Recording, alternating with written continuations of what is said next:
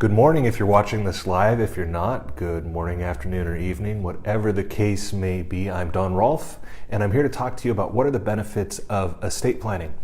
And I talk about estate planning almost every day on here, at least 2 or 3 times a week. And I'm often talking about the different types of documents that we create and the different strategies that we can put together. But really, what are the benefits of doing all of this? What are you going to get real world that's going to help you, not worrying about whether or not you're paying taxes or who's going to get what part of the house and how things are going to be divvied up and who's going to make healthcare decisions for you, and getting into the micro level. But on the big picture, what are the benefits of doing an estate plan? And when I think about this, I really think that there are 2 categories of people that are going to benefit from you creating an estate plan. Obviously, the first category is yourself. You're going to benefit from it. And I'm going to explain that to you in just a moment. But the other category of people are your family and loved ones. They're also going to benefit from you creating an estate plan. So for you, well, one second. If you have any questions about this or any other estate planning topic, I would love to talk to you about them and answer those questions for you and give you an idea of what an estate plan for you would look like. And you can schedule a time to have that conversation with me by going to myestateplanmeeting.com, and you can pick a time and put it right on my calendar, and we can meet in person or over the phone to get those questions answered and to explore the type of estate plan that might be right for you. The benefits to you: when you get your estate plan signed and it's in place, if it's a trust and you have it funded, you can have the peace of mind immediately that if any of the situations that we've talked about arise, there is a plan in place to take care of them. You don't have to worry, what if. You know what's going to happen. There's a plan in place. There are people in charge of making sure that what you want to have happen happens, and you're not done, but you don't have to fret about it anymore. I know a lot of people probably don't worry about it, but every once in a while we get that worm in our head, and it bothers us, and we maybe laying in bed at night, keeping us awake a bit, staring at the ceiling. It may not be much, but over time that adds up to your stress level, adds to maybe a little bit of anxiety and questioning.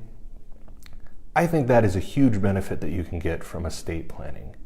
And it also, another benefit that you get, it also allows you to take an inventory of your assets, your values, your goals, so that you have a complete picture of who you are and want to be as a person, and what's important to you, and who the people in your life that are most important to you. I oftentimes, when I meet with new clients, I give them my questionnaire that I call an estate planning inventory and assessment. And I tell them, whether you're going to work with me or another estate planning attorney, or you're not going to do an estate plan at all, I think it's important for you to write down this information and to gather it, whether it be, physically gathering the information or mentally seeing the information that you're putting together gives you that big picture. I ask questions about who you are, who your potential beneficiaries are going to be, who are the people that you would want making decisions for you and your children during any time of kind of incapacity or healthcare crisis, or after you've passed away, who you want it is to administer your estate. I ask in that inventory and assessment, generally, what are your assets? Where are they? Where are they held? How much do you have? And in what types of assets do you have your wealth in? And then I ask, what are your goals? What are your goals with estate planning? What is it that you want out of it? And what are the consequences if you don't do an estate plan and you can't reach those goals? I think this is important information. We all need to do self-assessments and understand what it is that we want and what we need to do to get there. And I think this is a huge benefit to you personally of estate planning. Actually, doing the inventory assessment, I think, is a benefit even if you don't complete the estate planning. Now, the benefits to the other people in your family. They are not going to have to make decisions for you blindly if it comes to the point where they're going to have to be making decisions for you. You've written it down. You've made those decisions. You've given them a guideline. You've told them whether or not you want a feeding tube. You've told them whether or not you want to be an organ donor. You've told them whether or not, you want to be cremated or buried after you pass away. They don't have to make those decisions. They get to follow your instructions. It's a peace of mind thing for them as well. They don't have to worry about, what did mom or dad want us to do with X, Y, and Z. It's taken care of. You've decided who you want making decisions for you. That's going to relieve conflict in your family. If you have 10 children and you've decided that your eldest daughter is going to be the one making the healthcare decisions for you, and your second eldest son is going to be the one making financial decisions for you, no one has to fight over it. You've made that decision. And hopefully your family will respect that, and it will resolve the conflict potentially that could be there. Now, we can't get rid of all conflict. I mean, obviously, even if you've made a decision, if you've raised those 10 kids, even though you've made a decision, there can still be conflict amongst them. But it gives a guideline. It sets down in writing exactly what it is that mom or dad wanted. And it really can alleviate a lot of potential conflict in the future, either while you're incapacitated or after you've passed away. And it also benefits them in that they don't have to decide where your things are going to go. There's no infighting about assets and those sorts of things. You've put it down in writing.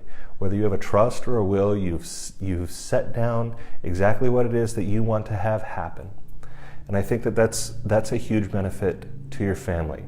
I have been involved in several what we call intestate probates. Intestate just means you've died without putting together a will or an estate plan.